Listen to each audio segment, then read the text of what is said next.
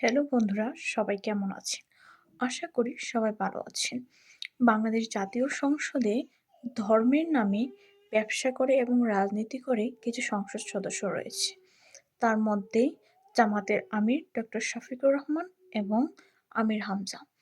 আমির হামজা কথা বলছি, যে কিনা জাতীয় সংসদ থেকে শুরু করে নারীদেরকে নিয়ে ওয়াজ মাহফিলে কুরুচিপূর্ণ মন্তব্য করে এবং কটূক্তি করে সমালোচনা করে।